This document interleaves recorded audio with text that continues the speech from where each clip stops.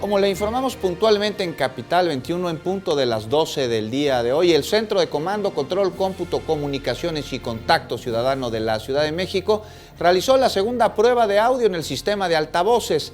Tras una evaluación inicial se detectaron fallas en 47 altavoces, por lo que brigadas de mantenimiento van a ser desplegadas para poder repararlas. Le comento que algunos capitalinos se percataron del sonido en los altavoces, pero otros aseguraron que el volumen se emitió en un volumen muy bajo. Estas fueron las reacciones, veamos.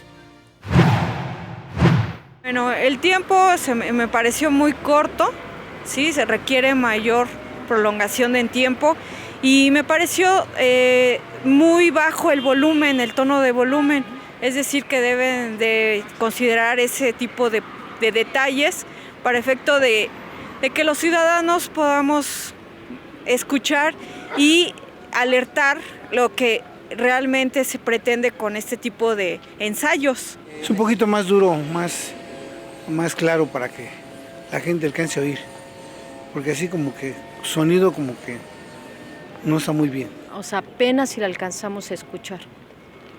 Y aquí, yo como vengo a los juzgados, sí la escuché luego. Sí estuvo bien, pero duró muy poquito.